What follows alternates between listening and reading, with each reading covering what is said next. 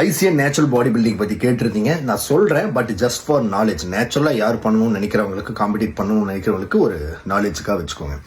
First of all, ICN நேச்சுரலாக இருக்கிறவங்க மட்டும் தான் பார்ட்டிசிபேட் பண்ணுவாங்க, இல்லை என்ஹான்ஸ்டு கிடையாது அப்படின்னா கிடையாது. கண்டிப்பாக என்ஹான்ஸ்டு பண்ணுவாங்க, சரிங்களா? ஆனால் ரூல் படி அது பண்ணக்கூடாது. ஆனால் இங்கே யார் ரூல் ஃபாலோ பண்ணுறா அது கிடையாது. இப்போ ரீசெண்டாக ஒரு ஐசிஎன் நடந்துச்சு.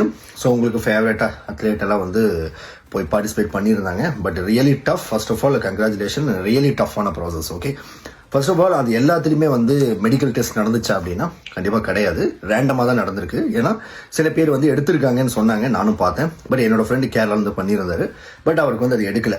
ஓகே, பட் அவர் நேச்சுரல் தான், பட் அவருக்கு ரேண்டமாக தான் எடுத்திருக்காங்க, அவருக்கு எடுக்கல. ஓகே, ஸோ என்னன்னா எல்லாருக்கும் பண்ண முடியாது. ஃபர்ஸ்ட் ஆஃப் ஆல் அப்படி பண்ணி நீங்கள் மாட்டிட்டீங்க அப்படின்னா கண்டிப்பாக உங்களை பேன் பண்ணுவாங்க.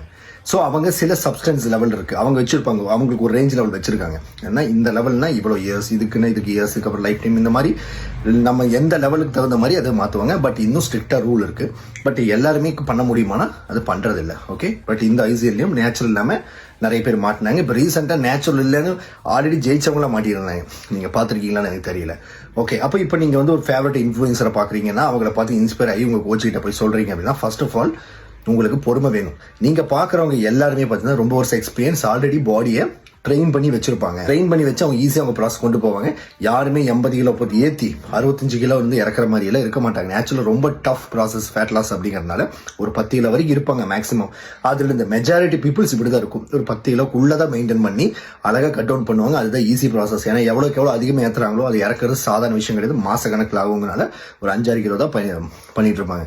நீங்கள் வந்து உங்கள் கோச்சுக்கிட்ட போய் பண்ணுறீங்க அப்படின்னா அவரை மாதிரி வேணும், இவரை மாதிரி வேணும் அப்படின்னா அவங்க எவ்வளோ யூஸ் பண்ணியிருக்காங்கன்னு நீங்கள் பார்க்க வேண்டியது இருக்குது. ஃபர்ஸ்ட் ஆஃப் ஆல் ஸ்டேஜில் போனால் நீங்கள் என்ஹான்ஸ் கூட பார்ட்டிசிபேட் பண்ணுற மாதிரி தான் இருக்கும். இதுதான் ரியாலிட்டி. பட் ஜெயிக்கிறத அப்படிங்கிறத ஃபோக்கஸ் பண்ணாமல் நான் வந்து என்னோட பெஸ்ட் ஃபிசிக் பண்ண போகிறேன்னு நீங்கள் பண்ணுங்கள். லாங் இயர்ஸ் எடுத்து பண்ணிங்கன்னா டெஃபினட்டாக நீங்கள் பிளேஸ் பண்ணலாம். ஆனால் இட் வில் டேக் சம்டைம்ஸ். எனக்கும் இந்த ஐசிஎனில் நேச்சுரலாக ஃபுல்லாக நடக்கணும் அப்படிங்கிறது ஆசை.